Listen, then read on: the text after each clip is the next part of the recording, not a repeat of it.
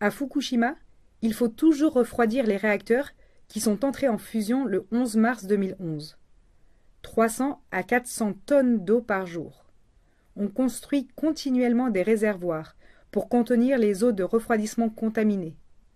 Aujourd'hui, la quantité totale d'eau contaminée dans ces réservoirs dépasse déjà 1 million de tonnes.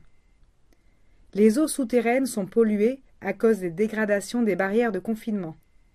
On pompe quotidiennement dans le sous-sol de la centrale.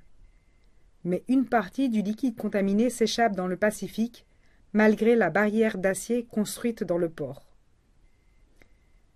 Pour démanteler les installations, il faudra d'abord retirer les combustibles dégradés d'un niveau de radioactivité exceptionnel.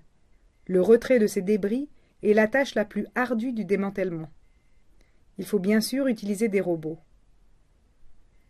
Le 13 février 2019, le robot utilisé a la forme d'une tige qui peut s'étirer jusqu'à 15 mètres. Au bout de l'appareil, il y a un dosimètre, une caméra et une main qui saisit les sédiments. La partie qui saisit les sédiments peut s'ouvrir jusqu'à 8 cm et peut soulever jusqu'à 2 kg. En février 2019, après presque 8 ans de recherche, un robot a réussi à soulever de 4 cm quelques grammes de combustible fondu. Cependant, c'est 880 tonnes de débris qu'il faudra récupérer dans les tréfonds inondés de la centrale. TEPCO prévoit de commencer à sortir des débris en 2021. TEPCO espère un démantèlement d'ici 30 ou 40 ans.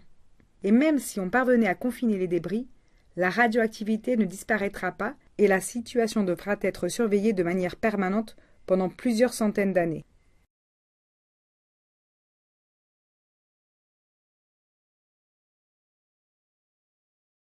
« 1992. L'Ukraine lance un concours à idées international. Comment mettre en sécurité le site de Tchernobyl? Le temps est compté. Le sarcophage construit de mai à octobre 1986 autour du réacteur accidenté a été construit pour une durée de 30 ans. Le 18 juin 1993, Campenon Bernard SGE, qui deviendra Vinci Construction Grand Projet en l'an 2000, est déclaré vainqueur.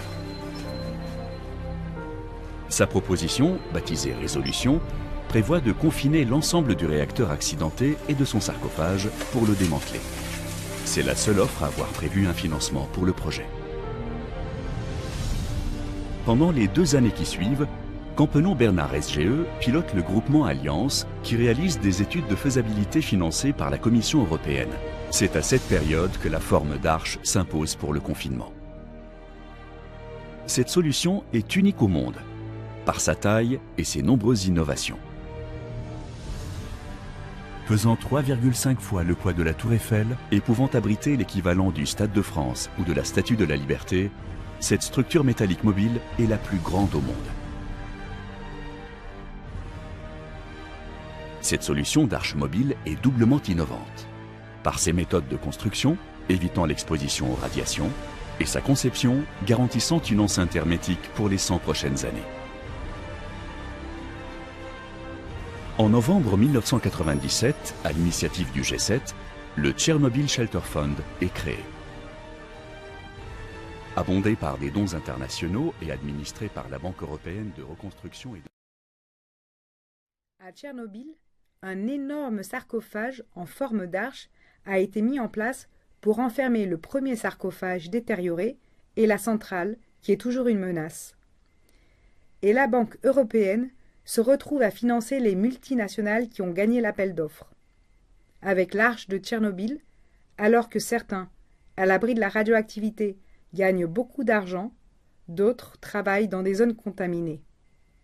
Et 33 ans après la catastrophe, un spécialiste de l'IRSN, l'Institut de radioprotection et de sûreté nucléaire, explique qu'aujourd'hui, aucune stratégie n'est encore arrêtée pour le démantèlement de la centrale de Tchernobyl.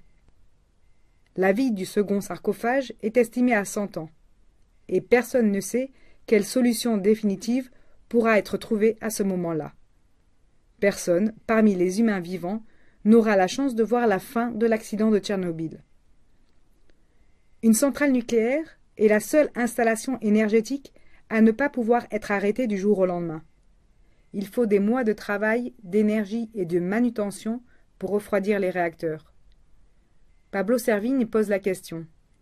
S'il y a effondrement économique, comment maintenir les techniciens et ingénieurs à leur poste?